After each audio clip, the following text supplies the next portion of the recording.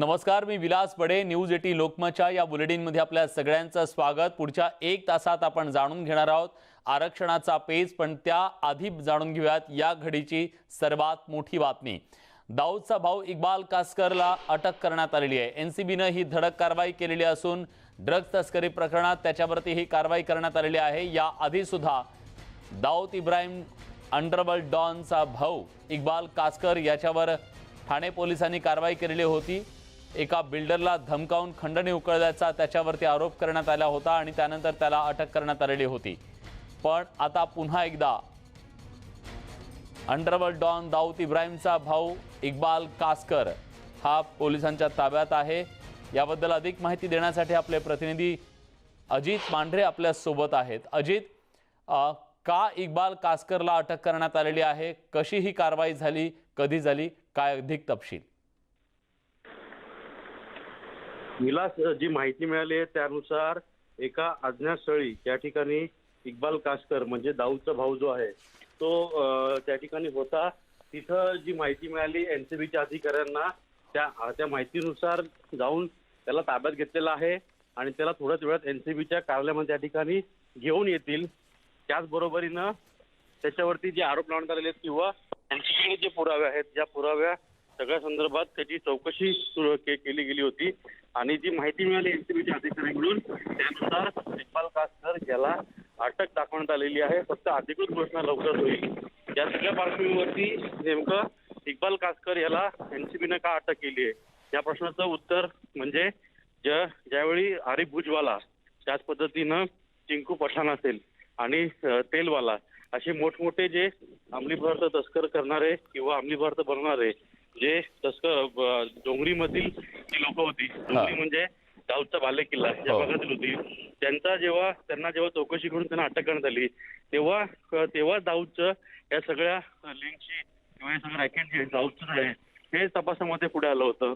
पण यात दाऊदच्या रक्ताचं नातं असलेलं म्हणजेच दाऊदचा भाऊ जो आहे मुंबईमध्ये त्याचा कुठे संबंध आहे का हे निष्पन्न झालं नव्हतं. पण ज्यावेळेस एनसीबीच्या अधिकाऱ्यांनी त्या सगळ्या गोष्टीचा मागोवा घेतला की नेमकं हे रॅकेट चालतं तरी कसं आणि याच्या मागे नेमकं आहे तरी कोण किंवा अशी कोण व्यक्ती आहे का जी अजूनपर्यंत तपासामध्ये रडारवरती आली नाहीये, त्या सगळ्या गोष्टी जेव्हा एनसीबीने मागोवा घेतला त्यावेळी त्यांना दाऊदच्या नावाने इक्बाल कासकर हा मुंबईत राहून भारतामध्ये संपूर्णपणे अंमली पदार्थांची मोठी तस्करी करतो. अंमली पदार्थ बनवण्यात, त्याच पद्धतीनं अंमली पदार्थातून जे कोट्यावधी रुपये येतात त्या सर्व पैशातून मोठ्या प्रमाणामध्ये परदेशात पैसे पाठवणं म्हणजे शेजारी राष्ट्र जे आहेत त्यांना पैसे पाठवणं, याचबरोबरीनं इतर ज्या गोष्टी आहेत जे गुन्हे करण्याकरता विशेष करून दहशतवाद्यांना फंडिंग करण्याकरता या सगळ्या पैसा वापर केला जातो. ते त्याच वेळी एनसीबीच्या अधिकाऱ्यांच्या तपासामध्ये समोर आलं होतं. पण नेमकं हे सर्व कोण करतो आणि ह्याच्या मागे किती मोठी शक्ती आहे याचा अंदाज जो आहे तो एनसीबीला आला नव्हता. पण तपासामध्ये जसजशा गोष्टी पुढे आल्या त्याचबरोबरीनं काही इंटरनॅशनल गुप्त संघटनांनी एनसीबीच्या अधिकाऱ्यांना, एनसीबीच्या या संपूर्ण संस्थेला काही माहिती दिली. त्या माहितीनुसार जेव्हा वर्कआउट केलं गेलं त्यावेळी मुंबईतच बसून एक व्यक्ती जी आहे ती शेजारी राष्ट्रांमध्ये तिथून म्हणजे अंमली पदार्थ इथे बनवले जातात, देशात पाठवले जातात आणि तिथून जो मोठा पैसा येतो किंवा तिकडेच जो मोठा पैसा मिळतो त्याच पैशातून भारतामध्ये दहशतवादी कारवाई किंवा गुन्हेगारी प्रवृत्ती ज्या आहेत त्यांना वाढवण्याकरता तो पैसा वापरला जातो. म्हणजे देशविघातक कृत्य अशा पद्धतीचं संपूर्णपणे हा संपूर्ण गुन्हा आहे. त्याची जेव्हा एनसीबीला पूर्णपणे शहानिशा झाली, त्या सगळ्या गोष्टींचा मागोवा घेऊन ठोस पुरावे हातात घेऊन जवळपास 1.5 महिने एनसीबीचे अधिकारी जे आहेत ते इक्बाल कासकर याच्या विरोधामध्ये पुरावे गोळा करत होती आणि पुरावे सापडल्यानंतर त्याला एका विशिष्ट ठिकाणावरून ताब्यात घेतलेला आहे आणि लवकरच त्याला एनसीबीच्या कार्यालयामध्ये त्या ठिकाणी घेऊन येऊन अधिकृतरित्या अटक दाखवली जाणार आहे. अजित, यातली सगळ्यात महत्त्वाची बाब ही आहे की या आधी सुद्धा त्याला खंडणी प्रकरणामध्ये ठाणे क्राईम ब्रँचनं अटक केलेली होती, त्यातून तो सुटला. पण आत्ताचा हा गुन्हा किती गंभीर आहे, कुठले ते गुन्हे त्याच्यावरती दाखल करण्यात आलेले आहेत आणि आता त्याच्या खऱ्या अर्थानं अडचणी वाढतील असं म्हणायचं? तो नक्कीच विलास, आतापर्यंत इक्बाल कासकर याला अटक झाली होती किंवा जी प्रकरणं आहेत म्हणजे मोठा असेल किंवा हत्येचे आरोप असतील, त्याचबरोबरीनं इतर जे आरोप लावण्यात आले होते धमकावणे, पैसे उकळणे, या सगळ्यांपेक्षा हा अतिशय गंभीर आरोप आहे. आणि यामध्ये ज्या अधिकाऱ्यांनी सांगितलं त्यानुसार देशविघातक कृत्य, देशाला नुकसान पोहोचवणे, त्याच पद्धतीनं देशाला नुकसान पोहोचवणे अशी विविध प्रकारची कलमं जी आहेत त्याच्यामध्ये लावण्यात आलेली आहेत. आणि त्यामुळे इक्बाल कासकर या एनसीबीच्या केसमधून लवकर बाहेर पडेल, किंवा जर त्याला पुढे सुनावणी झाली आणि पुढे जेव्हा या सगळ्या प्रकरणाची न्यायालयीन प्रक्रिया सुरू होईल त्या प्रक्रियेनंतर जास्तीत जास्त शिक्षा जी आहे ती इक्बाल कासकरला होऊ शकते. अशा पद्धतीची कलमं जी आहेत ती एनसीबीनं त्यांच्या एफआयआर मध्ये लावलेली आहेत. आणि या सगळ्या गोष्टींमुळे नेमकं एनसीबीचा जो पूर्णपणे तपास करण्याचा भाग आहे किंवा संपूर्णपणे तपास जो केला जाईल त्या सगळ्या पार्श्वभूमीवरती इक्बाल कासकरला हे प्रकरण जे आहे ते खूप महाग पडणार आहे. आणि याच अनुषंगे सगळे पुरावे गोळा करून सगळ्या गोष्टी ज्या आहेत त्या पूर्णपणे तयार करूनच एनसीबीनं इक्बाल कासकर याला अटक केलेली आहे. नक्कीच, त्यामुळे हे सगळं प्रकरण त्याला अतिशय महागात पडू शकतं. आणि आता एनसीबीनं त्याला अटक केल्यामुळे पुन्हा त्याला कोर्टात हजर केलं जाईल, त्यानंतर त्याची कोठडी मागितली जाईल आणि त्याच्या चौकशीतून नेमकं काय समोर येतं हे पाहणं सुद्धा तितकंच महत्त्वाचं असेल. धन्यवाद अजय, तुम्ही दिलेल्या सगळ्या सविस्तर माहितीबद्दल.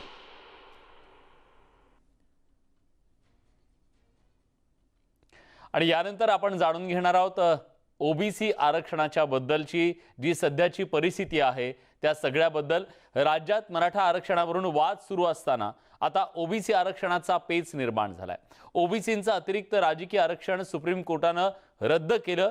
त्यानंतर आता राज्य निवडणूक आयोगानं ओबीसींच्या रिक्त जागा खुल्या वर्गातून घेण्यासाठी निवडणूक कार्यक्रम जाहीर केला. त्यावरून आता ओबीसी नेते अतिशय आक्रमक झालेत. काय आहे ओबीसी आरक्षणाचा हा सगळा पेच, जाणून घेऊयात या खास कार्यक्रमातून.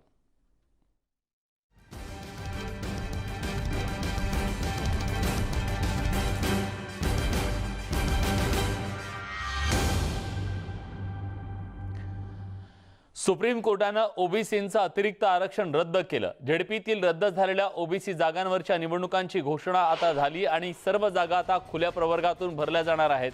राज्य निवडणूक आयोगानं याची घोषणा केली असून 5 जिल्हा परिषदा आणि 23 पंचायत समित्यांच्या निवडणुका जाहीर झाल्या आहेत. 19 जुलैला मतदान होणार आहे, 20 जुलैला मतमोजणी होणार आहे.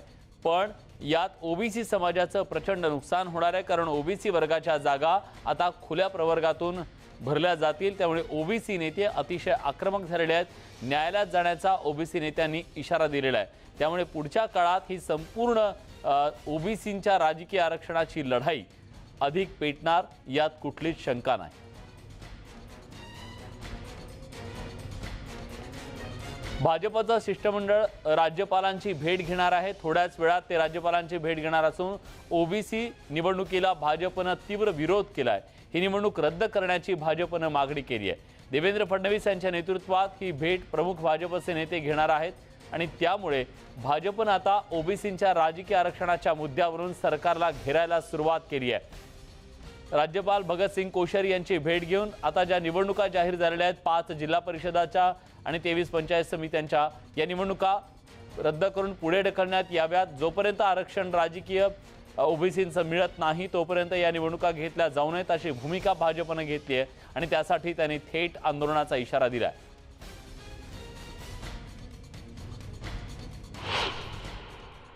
राज्य सरकारच्या नाकर्तेपणामुळे महाराष्ट्रामध्ये ओबीसीचं राजकीय आरक्षण हे संपल्यानंतर वारंवार सरकारने आश्वस्त केलं की आम्ही या संदर्भातली कारवाई करू.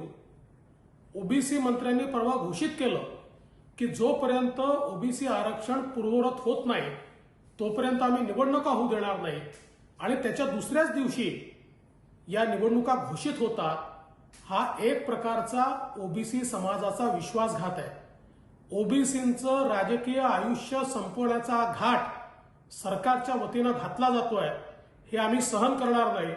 कुठल्याही परिस्थितीत सरकारने हस्तक्षेप करून या निवडणुका रद्द केल्या पाहिजे अशी आमची मागणी आहे. आणि या निवडणुका जर पुढे ढकलल्या नाही, रद्द केल्या नाहीत तर उग्र आंदोलन भारतीय जनता पार्टी करेल असा इशारा मी राज्य सरकारला या ठिकाणी देतोय. कुठल्याही परिस्थितीत ओबीसीचा विश्वासघात बंद करा अशा प्रकारचं राज्य सरकारला आमचं आव्हान आहे. दरम्यान फडणवीस सरकारच्या काळात ओबीसी आरक्षणावर भूमिका घेण्याची मागणी करण्यात आली होती, मात्र फडणवीसांनी निर्णय घेतला नसल्याचा आरोप ओबीसी नेते छगन भुजबळांनी केलाय. राज्य सरकारनं केंद्र सरकारकडे ओबीसीचा डेटा गोळा करण्याची मागणी केली, मात्र ती मागणी मान्य करण्यात आली नसल्याचं फडणवीस म्हणाले. तुम्ही मंत्री असताना तुम्हाला जर मोदी साहेबांनी आणि भारत सरकारने डाटा दिला नाही, पत्रावर पत्र पाठवून सुद्धा, पत्र बघा, वाचा कोणीतरी हे सगळे फडणवीसांचे पत्र आहेत, असीम गुप्ताचे पत्र आहेत, पंकजाताईचे पत्र आहेत, वाचा ना. तुम्हाला दिला नाही त्यावेळेला, ते आम्हाला कशाला देणार आहे? आणि या मागच्या वर्षापासून काय डाटा गोळा करणार? कोण आता सुरू नाही करू शकत. लॉकडाऊनमध्ये कसा का डाटा गोळा करायचा? आणि आम्ही केला नाही, आम्ही काय करणार होतो आम्ही? दरम्यान राज्यात जाहीर झालेल्या निवडणुकांचा मुद्दा हा मंत्रिमंडळाच्या बैठकीत मांडणार असल्याचं छगन भुजबळांनी म्हटलंय. कोविड काळात सर्व गोष्टी बंद असताना निवडणुकांचा अट्टहास कशासाठी, असा सवाल त्यांनी उपस्थित केलाय. निवडणुका जाहीर झालेल्या आहेत, आम्ही तर सांगणार मंत्रिमंडळात आज सुद्धा. कोविडमुळे अधिवेशन आपण 2 दिवसात आठवतो, वारकऱ्यांना आपण काहीच जायला परवानगी देत नाही, इतर गोष्टीमध्ये अजून कार्यक्रम आमचे होत नाही. ह्या निवडणुकांमध्ये जाहीर सभाने हे कसं होणार? आणि ज्यावेळेला बंगालच्या निवडणुकीपासून सगळ्यांवर ताशेरे सोडण्यात आलेले आहेत या सुप्रीम कोर्टाकडून सुद्धा, त्यामुळे या निवडणुका घ्यायला ही वेळ आहे का? महत्त्व आता कशाला द्यायचं आहे? कोविडला महत्त्व द्यायचं, ह्या निवडणुकांमध्ये धोका पत्करायचा. दरम्यान निवडणूक घेऊ नये अशी विनंती निवडणूक आयोगाला करणार असल्याची माहिती काँग्रेसचे प्रदेशाध्यक्ष नाना पटोले यांनी दिली आहे. ओबीसीचं राजकीय आरक्षण रद्द झालं, त्यानंतर भंडारा गोंदियाच्या आज जिल्हा परिषदेच्या पोटनिवडणुका जाहीर झालेल्या आहेत. मग राज्य सरकारमधले जे ओबीसी नेतृत्व करणारे नेते आहेत ते सांगत होते की निवडणुका लागणार नाहीत. मग वस्तुस्थिती काय झाली? माननीय सुप्रीम कोर्टामध्ये हे प्रकरण आहे आणि माननीय सुप्रीम कोर्टात हे प्रकरण असल्यामुळे आणि आता सध्या पावसाळ्याचा सीझन असल्यावर आणि त्याच्यानंतरही कोरोनाची जी साथ चाललेली आहे, अशा परिस्थिती या निवडणुका लागू नये अशी मानसिकता सरकारची होती. पण निवडणूक आयोगाला साहित्य आहे, पण ह्या सगळ्या परिस्थितीवर दुर्लक्ष केलं जाऊ शकत नाही, ही भूमिका आमची आहे. सचिन कुबलेसह सागर होळकर, लोकमत, मुंबई. दरम्यान ओबीसी नेते हरिभाऊ राठोड यांनी सुद्धा या मुद्द्यावर भाष्य केलंय. पाहुयात ते नेमकं काय म्हणाले. ओबीसीचे मंत्री आम्ही लोणावळ्याला बैठका घेतो, आम्ही हे होऊ देणार नाही असं खोटंच सांगत होते. हे आता उघड झाले, त्यांचं पितळ उघड झाले. आम्ही किती दिवसापासून ओरडतोय की एक उचित आयोग नेमा, इम्पिरिकल डाटा जमा करा आणि त्यानंतर तुम्ही सुरळीतपणे 27% ओबीसीला आरक्षण देऊ शकता. हे मान्य सर्वोच्च न्यायालयाच्या 3 न्यायमूर्तींनी म्हणजे कॉन्स्टिट्यूशन बेंचने सांगितलं. तो कायदा होतो. तुम्ही कायदाने न वागता तुम्ही काहीतरी केंद्राकडे बोट दाखवणं, भारतीय जनता पार्टीला दोष देणं, अशा प्रकारचं जे काम राज्याचे वरिष्ठ मंत्री करतात, मग ते भुजबळ असो वडेट्टीवार असो, हे आम्ही नेहमी सांगत होतो की हे बुद्धिभेद करत आहे आणि त्यामुळे ह्या होणारच होत्या. ओबीसी आरक्षणासाठी आंदोलन करणार असल्याचं आता भाजपनं स्पष्टपणे सांगितलेलं आहे. 24 तारखेला राज्यव्यापी आंदोलनाची हाक देण्यात आलेली आहे. भाजपचे नेते बावनकुळे, चंद्रशेखर बावनकुळे यांनी याबद्दलची माहिती दिली आहे. ओबीसी आरक्षणाचा मुद्दा हा राज्यभरात गाजत आहेत आणि या संदर्भात आपल्यासोबत बोलण्यासाठी चंद्रशेखरजी बावनकुळे आहेत. निवडणूक आयोगाने निवडणुका जाहीर केलेल्या आहेत आणि आता या ओबीसीच्या जागा आहेत त्या खुल्या परवानगीतून भरण्यात येणार आहे. तर कसं नुकसान होणार ओबीसीचं? काल माननीय राज्य निवडणूक आयोगाने 85 जिल्हा परिषद आणि 144 पंचायत समित्या निवडणुका लावल्या 5 जिल्ह्यामध्ये. 4 मार्च 2021ला सुप्रीम कोर्टाने आदेश दिली. तेव्हापासून यांना 3 महिने मिळाले. या 3 महिन्यामध्ये राज्य सरकारने जर ओबीसीचा डेटा तयार करून आरक्षण फिक्स केले असते आणि राज्य निवडणूक आयोगाला कळवले असते तर राज्य निवडणूक आयोगाने ओबीसीच्या सीट त्या ठिकाणी दिल्या असत्या. पण या सरकारने मागच्या 3 महिन्यात कुठलीही कारवाई केली नाही, म्हणून राज्य निवडणूक आयोगाने सर्व सीट ओपन करून टाकल्या. या सगळ्यामध्ये राज्य सरकारची जी भूमिका आहे ती संशयास्पद वाटते का? इतक्या मोठ्या संख्येने ओबीसी समाजावर अन्याय होत असताना राज्याचे मुख्यमंत्री उपमुख्यमंत्री या प्रकरणात बोलत नाही, बैठक घेत नाही, राज्य निवडणूक आयोगासोबत बैठक घेत नाही, याचा अर्थ दाल में कुछ काला है. कुणाच तरी मनात ओबीसीना न्याय देण्याचं त्या ठिकाणी काहीतरी त्या ठिकाणी संशय दिसतो आहे आणि ओबीसीला न्याय द्यायचा नाही असं कोणीतरी झारीच्या शुक्राचे सरकारमध्ये दिसत आहे. त्याशिवाय असं होऊ शकत नाही. 3 महिन्यामध्ये कोणतीही कारवाई सरकारने केली नाही. उलट 13/12/2019ला सुप्रीम कोर्टाने डायरेक्शन दिले होते, ओबीसी समाजाला आरक्षण द्या, देताना हा नियम फॉलो करा आणि तातडीनं आरक्षण द्या. पण यांनी फॉलो केला नाही आणि म्हणून ही परिस्थिती निर्माण झाली. आता भाजप काय भूमिका घेणार आहे? भारतीय जनता पार्टीने यापूर्वी सांगितलं आहे, माननीय फडणवीस साहेबांनी 10,000 सरकारला सांगितलं की आम्ही मदत करायला तयार आहे. राज्य सरकारने तातडीने डेटा तयार करावा, तातडीनं आरक्षण डिक्लेअर करावं, आम्ही मदत करायला तयार आहे. पण जर हे नौटंकी करत असतील तर आम्ही रस्त्यावर उतरू, चक्काजाम आंदोलन करू. 26 तारखेला महाराष्ट्राच्या 1000 स्पॉटवर आम्ही चक्काजाम आंदोलन करू आणि पुढच्या काळामध्ये ओबीसीला आरक्षण मिळालं नाही तर या सरकारच्या मंत्र्यांना आम्ही रस्त्यावर फिरू देणार नाही. चिंतन शिबिर होत आहेत लोणावळ्यात, तुम्ही त्याच्यामध्ये सहभागी होणार आहात का? चिंतन शिबिराचं मला निमंत्रण आहे, पण माननीय वडट्टीवार साहेबांना माझी विनंती आहे, चिंतन शिबिरापेक्षा त्या ठिकाणी सुप्रीम कोर्टाने जो निकाल दिला त्या निकालाप्रमाणे आपण कारवाई चालू करा. भारतीय जनता पार्टी पूर्ण मदत करेल आपल्याला. तर हे होते चंद्रशेखरजी बावनकुळे, भाजप नेते. ओबीसी आरक्षणाविषयी यांनी जी आपली भूमिका मांडलेली आहे. हैदर शेख, न्यूज 18 लोकमत, चंद्रपूर. दरम्यान या सगळ्या विषयाबद्दल बोलण्यासाठी आता आपल्यासोबत ओबीसी नेते प्रकाश शेंडगे आहेत. प्रकाशजी, स्वागत आहे तुमचं. आपल्यासोबत श्रावण देवरे, ओबीसी अभ्यासक, हे सुद्धा जोडले गेलेले आहेत. यांच्याकडून जाणून घेऊया ओबीसींचा सध्याचा जो प्रश्न निर्माण झालेला आहे त्याच्याबद्दल. सुरुवातीला मी जातोय श्रावण देवरे यांच्याकडे.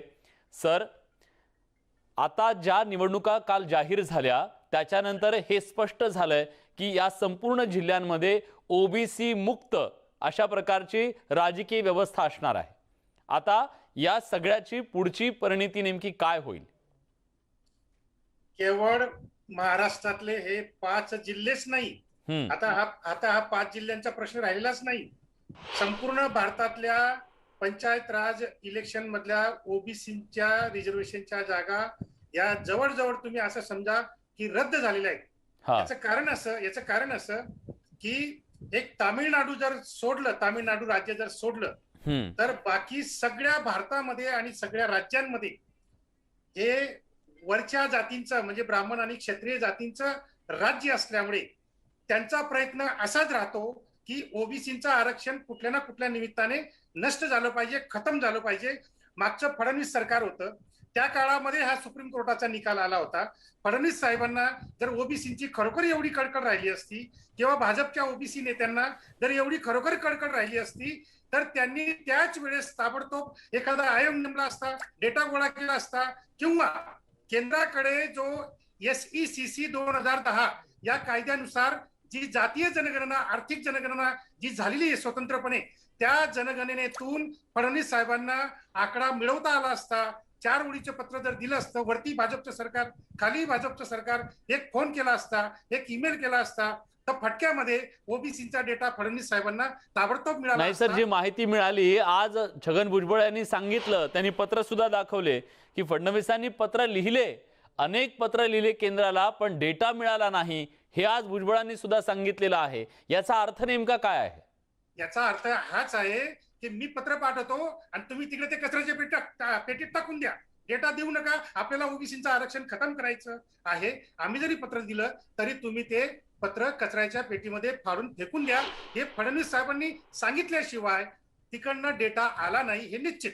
कारण ठीक आहे, मी येतो तुमच्याकडे. मला प्रकाश शेंडगे यांच्याकडे जायचं आहे. 4 मार्चला निकाल आलाय. 4 मार्चला सुप्रीम कोर्टानं निकाल देताना स्पष्टपणे सांगितलेलं आहे की ओबीसींना राजकीय आरक्षण मिळेल, पण ते कुठल्या अटीवरती. त्या अटी घातलेल्या आहेत. सरकारला काही गोष्टी त्यांनी करायला सांगितलेल्या आहेत. प्रमुख 3 गोष्टी सांगितलेल्या आहेत. पण त्या प्रमुख 3 गोष्टी आयोग नेमण्यापासून ते एम्पिरिकल डेटा गोळा करण्यापर्यंत या तिन्ही गोष्टीपैकी एकही गोष्ट होऊ नये गेल्या 4 महिन्यात. आणि त्याची ही परिणती आहे की ओबीसींचा राजकीय अस्तित्वाचा प्रश्न निर्माण झालाय. नाही, कसं आहे, या सर्व प्रकरणामध्ये बघायला गेलं तर गेल्या 1.5 वर्षापासून ही केस सुप्रीम कोर्टमध्ये 8 वेळा त्याच्या सुनावण्या झाल्या, पण 8ही वेळा या सरकारनं त्या फक्त तारखा घेणे, वकील न नेमणे आणि त्याचप्रमाणे माहिती कोर्टाला सादर न करणे अशा अक्षम्य दुर्लक्ष आणि हे जे दिरंगाई जी आहे ती या सरकारकडून झालेल्या यात वादच नाहीये. पण ठीक आहे, जे झालं ते झालं, पण 4 मार्चला निकाल लागला त्याच्यामध्ये त्यांनी स्पष्ट सांगितलं की you should appoint dedicated commission for collecting empirical data, हे त्यांनी क्लिअर कट म्हणलं. आता त्याचा ते 4 मार्च नंतर आता बावनकुळे म्हणाले की 3 महिने झाले, 3 महिन्यामध्ये हे करू शकले असं ना. त्यांनी ताबडतोब त्यांनी कमिशन नेमायला पाहिजे होतं. कमिशन नेमून 2 महिन्यामध्ये हा डेटा जो आहे हा इम्पिरिकल डेटा गोळा होऊ शकतो. पण सर, गेल्या 15 दिवसापासून जे राज्य सरकारकडून सांगितलं जातं की आम्ही आयोग नेमला, आता ओबीसींचा प्रश्न मार्गी लागलेला आहे, ही दिशाभूल केली गेली. हा जो आयोग जो आहे हा आयोग राज्य मागासवर्गीय आयोग आहे, ह्याचं काम अशा डेटा गोळा करण्याचं नाही. हा जो आयोग आहे घटनात्मक आयोग आहे, ह्याला स्पेसिफिक काम दिलेलं आहे की कुठल्या जमातीला ओबीसी मध्ये घ्यायचं, कुठल्या ओबीसीला जमातीला ओबीसी मधून काढून टाकायचं, हे जे काम जे आहे, हे घटनात्मक काम जे आहे, हे काम ह्या राज्य मागासवर्गीयच आहे. मग राज्याचे जे मंत्री दावा करत होते तो दावा खोटा आहे असं म्हणायचं, दिशाभूल आहे. बघा, घटनात्मक दृष्ट्या ह्या आयोगाला असा अधिकार नाही अशी आमची माहिती आहे. आम्ही सुद्धा लिगल ओपिनियन त्याच्यामध्ये घेतलेला आहे. आता शासन म्हणते की आम्ही त्यांना मॅन्डेट देऊ, पण आज सगळ्यात तो मॅन्डेट पण दिलेला नाहीये. आज सगळ्यात त्या कमिशनचं काम सुद्धा सुरू झालेलं नाहीये. म्हणजे कमिशन नेमलं 3 मार्चला. म्हणजे आज हा कमिशन राज्य मागासवर्गीय कमिशन नेमून सुद्धा आता 3 महिने होऊन गेलेले आहेत. इव्हन त्या कमिशनचं गठीत होणं, त्याला आदेश देणं, हे सुद्धा या सरकारला जमलं नाही. म्हणजे जाणून बुजून एक षडयंत्र जे आहे ह्या सरकारमध्ये खेळलं जाते आणि एक ओबीसी मंत्र्यांना पुढे ढकललं जाते की नाही आता मुख्यमंत्र्यांसोबत चर्चा झालेली आहे, ही निवडणूक आम्ही होऊ देणार नाही, ही निवडणूक होणारच नाहीये, सकारात्मक चर्चा झालेली आहे. मग आता काल जे नोटिफिकेशन आलेलं आहे त्याच्यामुळे ओबीसीला तर धक्का बसलेला आहे. ओबीसी संतप्त झालेला आहे. बरोबर, ओबीसींना मोठा राजकीय धक्का बसलेला आहे आणि या 5 जिल्ह्यामधून तरी ओबीसी मुक्त राजकारण असणार आहे पुढचं, कारण आता ओबीसींना तिथे कुठल्या प्रकारचं आरक्षण मिळू शकणार नाहीये. खुल्या गटातूनच या सगळ्या जागा भरल्या जाणार आहेत. एक छोटासा ब्रेक घेतोय, ब्रेक नंतर या संदर्भातल्या आणखी काही मुद्द्यांवर आपल्याला चर्चा करायची आहे. कुठे जाऊ नका, पहा फक्त न्यूज 18 लोकमत.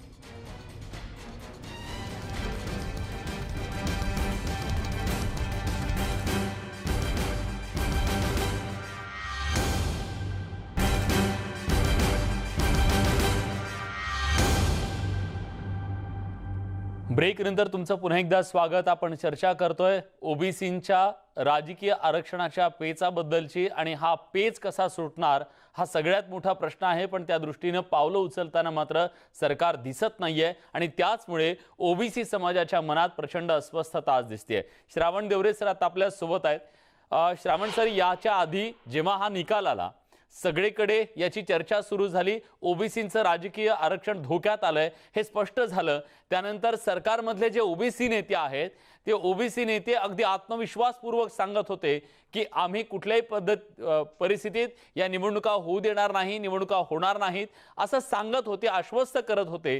पण आज जेव्हा ही परिस्थिती समोर आली की त्या निवडणुका जाहीर झाल्यात आणि त्यात ओबीसींना एकही जागा असणार नाही, अशा वेळी याचा अर्थ असा घ्यायचा का या सरकारमधल्या ओबीसी नेत्यांच्या शब्दाला इथं किंमत नाही? अगदी बरोबर बोलले तुम्ही. हे जे आमचे ओबीसी नेते आहेत, मग ते भाजपमधले असो, काँग्रेसमधले असो किंवा राष्ट्रवादी काँग्रेसमधले असो की शिवसेनेमधले असो, हे सगळे ओबीसी नेते बाहेर फार मोठमोठ्या वल्गना करतात, आंदोलनाची वल्गना करतात, हे करू ते करू सांगतात. परंतु प्रत्यक्ष मंत्रिमंडळाच्या बैठकीत जिथे निर्णय घेतले जातात त्या मंत्रिमंडळाच्या बैठकीत हे ओबीसी नेते अजिबात बोलत नाहीत. ओबीसीच्या प्रश्नावर खाली मान घालून बसतात. यांची हिंमत नाही वर मान करून बोलण्याची. मंत्रिमंडळाच्या बैठकीत बोलत नाही आणि पक्षाच्या बैठकीत तर अजिबातच बोलत नाही, हे लक्षात घ्या.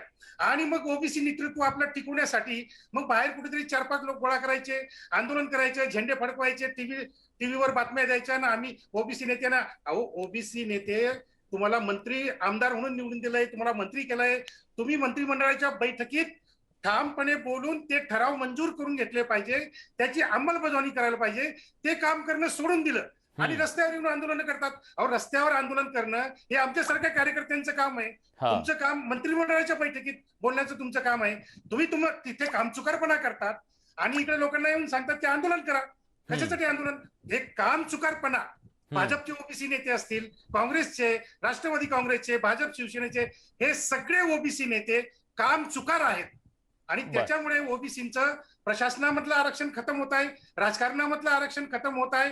साधा प्रश्न विचारला गेला पाहिजे, एक साधा प्रश्न विचारला गेला पाहिजे की संपूर्ण भारतामध्ये अनेक राज्य आहेत, परंतु फक्त तामिळनाडूच्या ओबीसीचं आरक्षण वाचलेलं आहे, बाकीच्या एकाही राज्याचं आरक्षण वाचलेलं नाही. तर प्रश्न असा विचारला पाहिजे की तामिळनाडूमध्ये नेमकं वेगळं काय आहे की जिथं ओबीसीचं आरक्षण वाचलं आणि बाकीच्या राज्यांमध्ये असं काय आहे की जिथं ओबीसीचं आरक्षण वाचलं नाही. तर असा प्रश्न जर विचारला तुम्ही तर त्याचं उत्तर असं येतं की तामिळनाडूमध्ये ओबीसी पक्षांची सत्ता असल्यामुळे तिथं ओबीसींनाच नाही तर एससी, एसटी, मुस्लिम, दलित, ख्रिश्चन या सगळ्यांना त्यांच्या लोकसंख्येच्या प्रमाणात राजकारणातही राखीव जागा मिळतात आणि प्रशासनातही राखीव जागा मिळतात, कारण तिथं ओबीसींची सत्ता आहे तामिळनाडूमध्ये. आणि बाकीच्या सगळ्या राज्यांमध्ये, इतर राज्यांमध्ये ब्राह्मण क्षत्रियांची सत्ता असल्यामुळे त्यांना ओबीसींची देणं घेणं नाही. उलट हे सगळ्या ब्राह्मण क्षत्रिय सत्ताधारी जे आहेत, मग ते भाजप सेना असो, काँग्रेस राष्ट्रवादी असो, या सगळ्या ब्राह्मण क्षत्रियांना त्यांनी ठरवून घेतलंय की ओबीसींचं नोकऱ्यांमधलं आरक्षण खतम करायचं आहे आणि त्यांना राजकारणातले आरक्षण खतम करायचं आहे.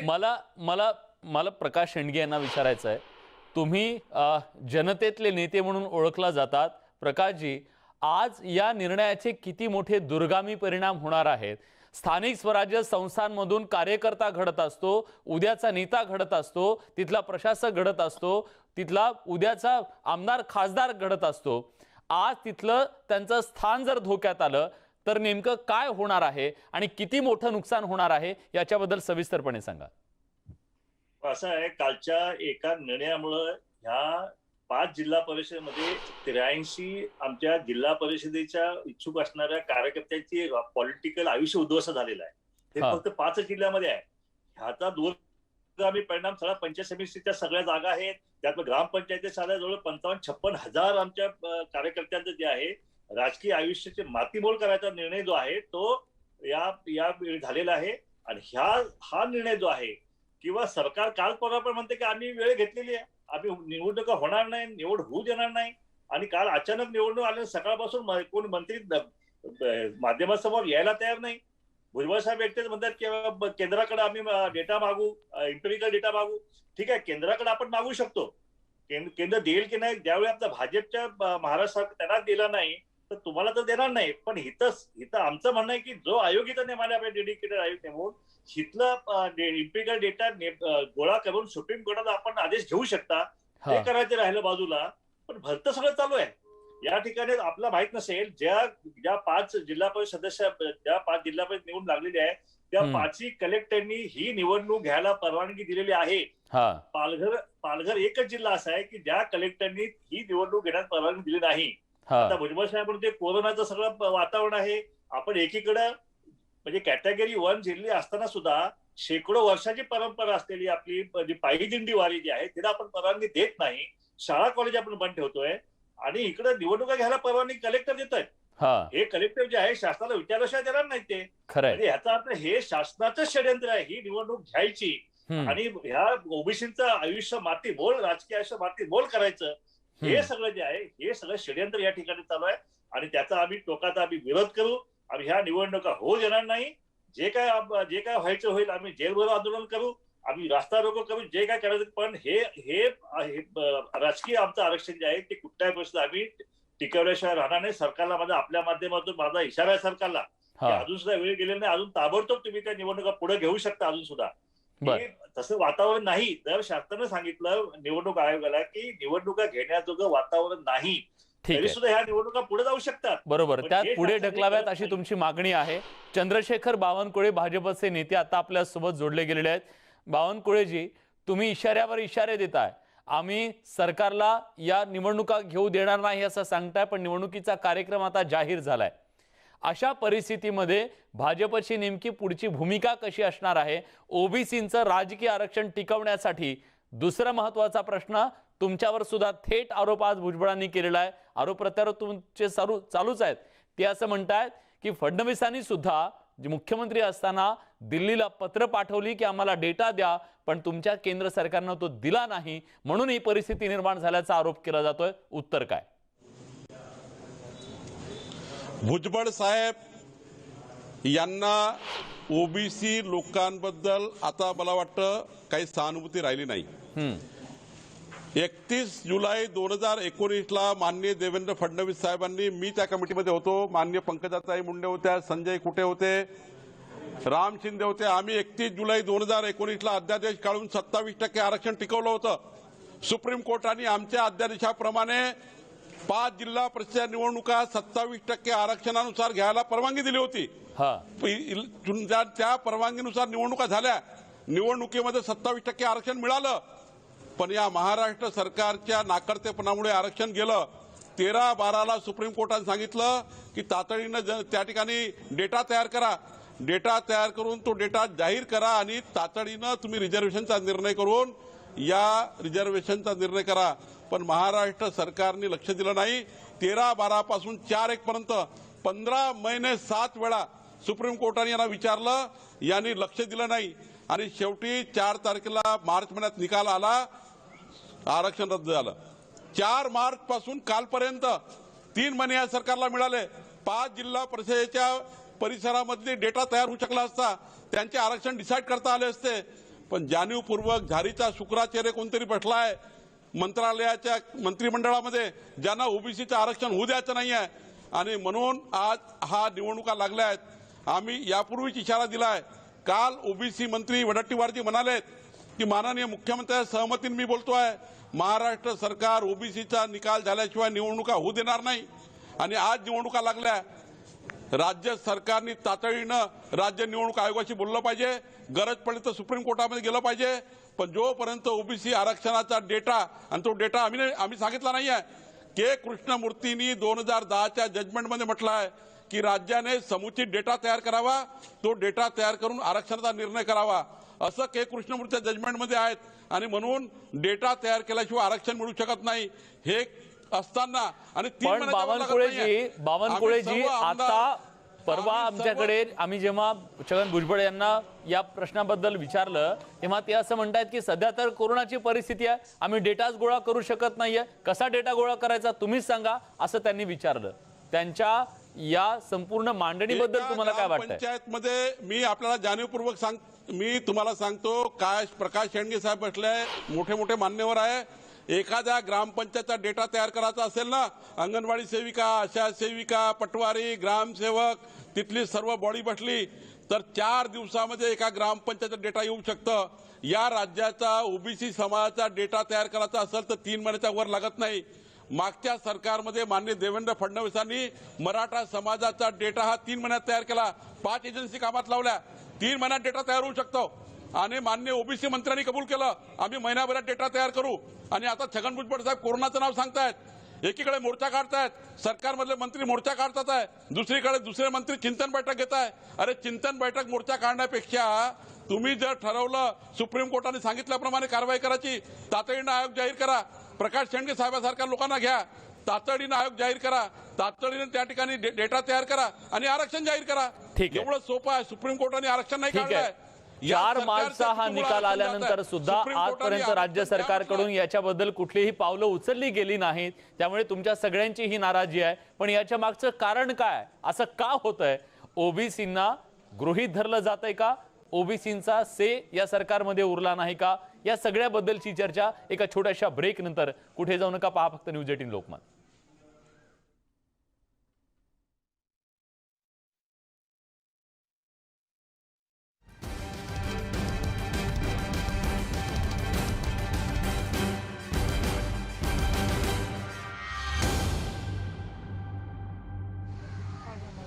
सरकारी पक्षाचं पदग्रहण होतं, सरकारी पक्षाचं कार्यालय उद्घाटन होतं, सरकारी पक्षाचे वाढदिवस साजरे होतात आणि कोरोनाचं कारण सांगून अधिवेशन मात्र केवळ 2 दिवसाचं घेतलं जातं. एवढंच नाही तर एकीकडे अधिवेशन 2 दिवसाचं आणि राज्यामध्ये मात्र जिल्हा परिषद पंचायत समितीच्या निवडणुका जाहीर होतात, त्या निवडणुकांना कुठलाही डेल्टा नाही आणि कुठलाही व्हायरस नाही. ही जी काही अवस्था आहे, एक प्रकारे राज्य सरकार पूर्णपणे या विधानसभेच्या अधिवेशनापासून पळ काढते.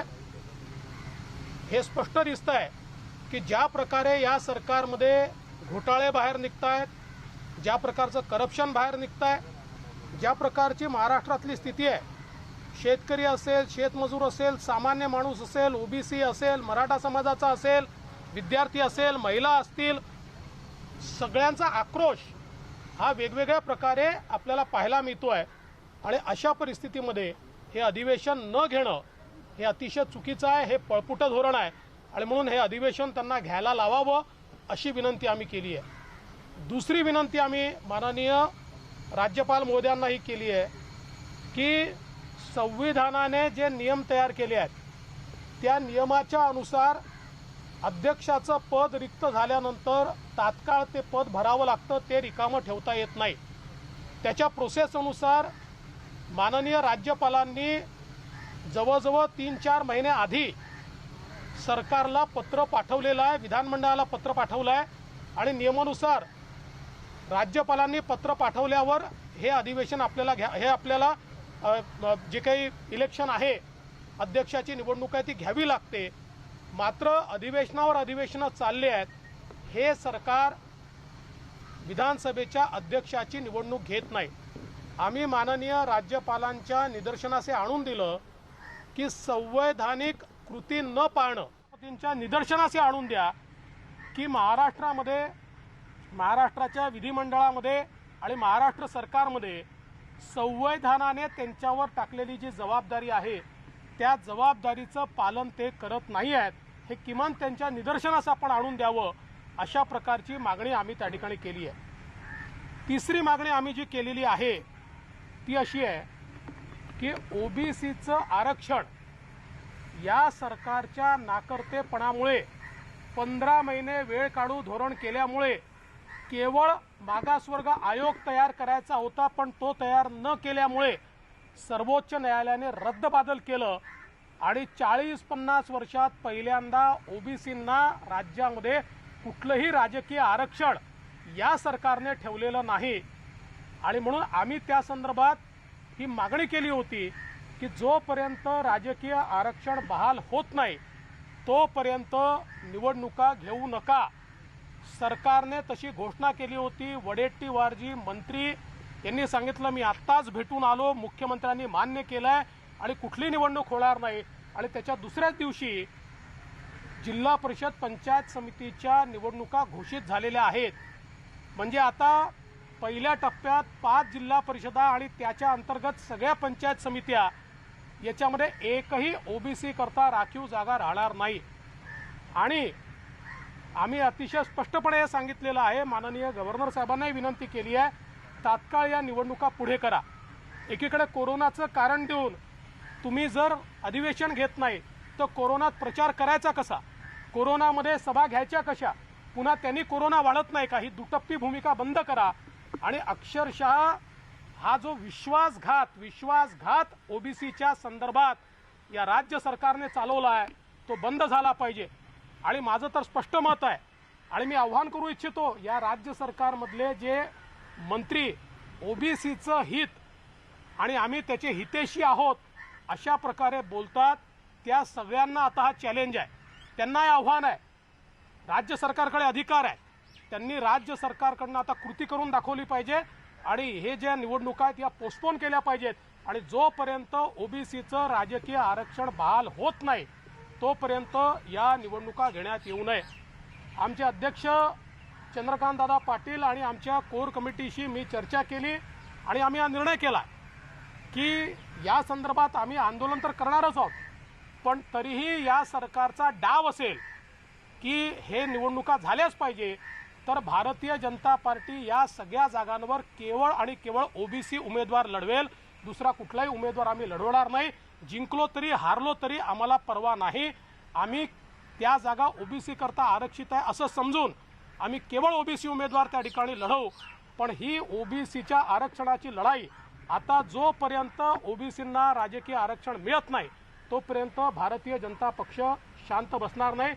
26 तारखेला आम्ही त्या ठिकाणी चक्का जाम आंदोलन केलं आणि त्याच्यानंतर सातत्याने उग्र आंदोलन भारतीय जनता पार्टी करत राहील. एकीकडे अधिवेशन लावून पळ काढला जातो, दुसरीकडे अध्यक्षपदाची निवडणूक होत नाही. विस्कळीत असलेला सत्ताधारी पक्ष आणि मजबूत असलेला विरोधी पक्ष याच्यामुळे ही भूमिका होते असं वाटतं मला. 100% आज विरोधी पक्ष ज्या प्रकारे एखादा विषय लावून धरतोय, ज्या प्रकारे सत्तारूढ पक्षाला एक्सपोज करतोय आणि त्याचवेळी सत्तारूढ पक्षाला भीती आहे, कारण त्यांचे आमदार जे आहेत हे सरकारवर नाराज आहेत. मंत्री मस्त आणि आमदार पस्त अशा प्रकारची अवस्था या महाविकास आघाडी सरकारमध्ये पाहायला मिळते.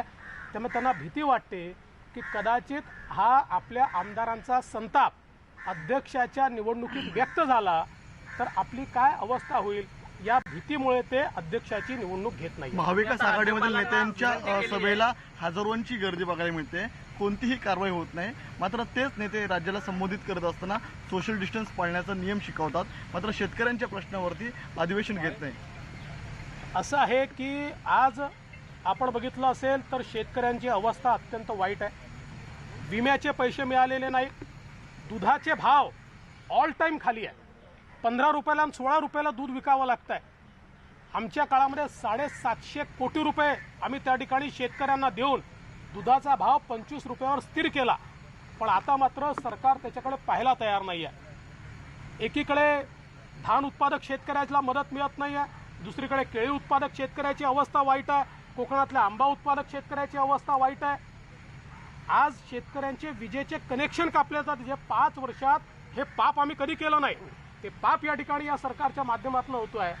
पण हे सगळे विषय आम्ही विधानमंडळात मांडू या भीतीनं हे सरकार अधिवेशन घेत नाही. सगळ्यात तर महत्त्वाचं असं आहे की ओबीसी समाजाच्या नेत्यांनी आणि मराठा समाजाच्या नेत्यांनी मागणी केली होती की त्यांच्या आरक्षणावर 2 दिवसाचं अधिवेशन घेतलं जावं. त्याला मात्र अक्षरशः त्यांच्या तोंडाला पानं पुसण्याचं काम आम्ही तुम्हाला या ठिकाणी मानतही नाही आणि तुमची दखल देखील घेत नाही हे दाखवण्याचं काम या ठिकाणी सरकारने केलं. एकीकडे वडेट्टीवार असं म्हणतात की वडेट्टीवार आणि जितेंद्र आव्हाडांचं जर आपण काल बघितलं त्यांची नाराजी दिसून आली, नाराजवर जे आहे ते विसंवाद दोन्ही पक्षामध्ये आढळून येतो. सर एकूण काय झालं? याला लागूनच स्वतः पवारांनी त्याचं उद्घाटन केलं होतं. जागा दिल्यानंतर परत माघारी यावं लागतंय, स्थगित द्यावं लागतंय. असं आहे की या संदर्भात मला याची कल्पना नाही की मंत्र्यांनी या संदर्भात मुख्यमंत्र्यांची परवानगी घेतली होती की नाही. खरं म्हणजे अशा प्रकारची स्थगिती ही नसती आली तर अधिक चांगलं झालं असतं. पण या राज्य सरकारमध्ये कुरघोडीचं राजकारण आहे. प्रत्येक पक्ष आपल्या पक्षापुरतं विचार करतो, आपल्या नेत्यांपुरतं विचार करतो, जनतेचा विचार कोणीच करत नाही आहे. आणि म्हणून मी पहिल्या दिवशीपासून सांगतो, अंतर्विरोधानं भरलेलं सरकार हे फार काळ चालत नसतं. यांचा अंतर्विरोध हा पूर्णपणे दिसतोय. आज केवळ सत्तेच्या गुळाला चिपकलेले मुंगळे अशा प्रकारची अवस्था आपल्याला महाराष्ट्रात दिसते आहे. परंतु हा सत्तेचा गुळ किती दिवस पुरेल हे मला माहिती नाही. आम्ही मात्र सक्षम विरोधी पक्ष आहोत. आम्ही जनतेच्या आशा आकांक्षा आणि अपेक्षा मांडतच राहू. ओबीसीचा जो मुद्दा आहे, ओबीसीचा वडेट्टीवार स्वतः म्हणाले होते जिथपर्यंत हा मुद्दा निकाली लागत नाही निवडणुका होणार नाही. एकीकडे असं असताना सुद्धा संभ्रमाची अवस्था कशी काय? संभ्रम काय, आता संभ्रमाची अवस्थाच नाही आहे. वडेट्टीवार ज्या दिवशी बोलतात त्याच्या दुसऱ्याच दिवशी निवडणुका लागलेल्या आहेत. या सरकारमध्ये संभ्रम वगैरे म्हणजे यांना काय, कोणाचा पायपोस कोणाच्या पायात नाही, कोणाला प्रश्न माहिती आहेत का माहीत नाही. म्हणजे आता ओबीसी समाजाला इतकं खोटं सांगितलं जातं. मी वारंवार सर्वोच्च न्यायालयाचा निकाल वाचून दाखवला के कृष्णमूर्तीचा, की ज्यामध्ये स्पष्टपणे सांगितलेलं आहे इम्पेरिकल डाटा.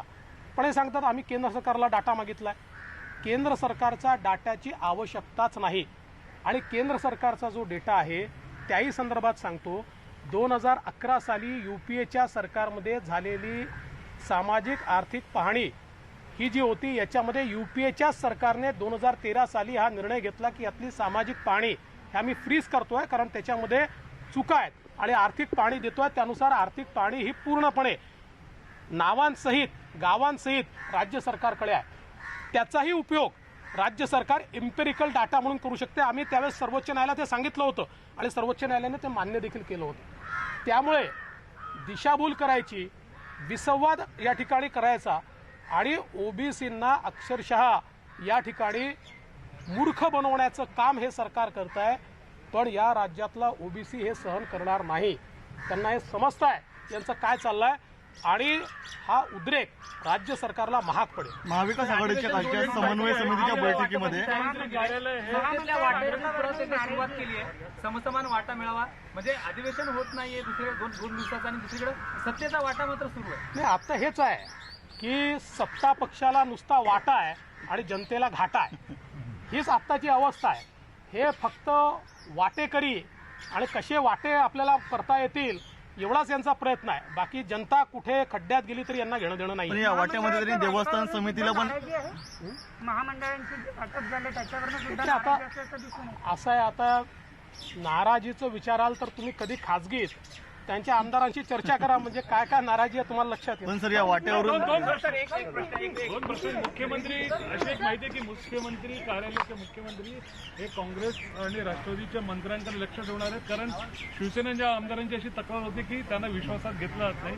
हा एक प्रश्न आहे. आणि उद्या प्रदेश कार्यकारिणीच्या बैठकीत नेमकं काय होणार आहे, पुढची आंदोलनाची दिशा काय ठरणार आहे? उद्याची प्रदेश कार्यकारिणीची जी बैठक आहे त्याच्यामध्ये आम्ही जी काही आमची पुढची दिशा आहे ती दिशा ठरवणार आहोत आणि आमचे अध्यक्ष चंद्रकांतदादा पाटील यांच्या नेतृत्वामध्ये येत्या काळातली आमची आंदोलनं आणि संघटनात्मक बांधणी या दोन्ही गोष्टींची चर्चा ही उद्याच्या आमच्या बैठकीत होईल. हिंदीमध्ये थोडक्यात मुख्यमंत्री कार्यालय लक्ष ठेवणारे राष्ट्रवादी काँग्रेसच्या मंत्री नाही, मुख्यमंत्री कार्यालय लक्ष ठेवणार असेल तर फारच चांगलं आहे. त्यांनी लक्ष ठेवलंच पाहिजे, कारण एकेका खात्यामध्ये काय काय होत आहे हे त्यांनी लक्ष ठेवलं नाही तर आम्हाला विधानसभेत मांडावं लागतं, आम्हाला ते जनतेसमोर आणावं लागतं.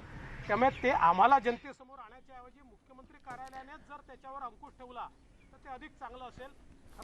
तेव्हा विरोधी पक्षनेते देवेंद्र फडणवीस यांनी आज आपल्या शिष्टमंडळासह राज्यपाल भगतसिंग कोश्यारी यांची भेट घेतली आणि राज्यातल्या 3 प्रमुख प्रश्नांच्या बद्दल त्यांनी राज्यपालांकडे गाऱ्हाणे मांडलेलं आहे. आणि ओबीसींच्या आरक्षणाच्या बद्दल आता राजकीय आरक्षणाबद्दल भाजपनं आक्रमक भूमिका घेतल्याचं दिसतंय. यासोबत या विशेष कार्यक्रमात आपण इथेच थांबतोय. ताज्या घडामोडींसाठी बघत रहा न्यूज 18 लोकमत.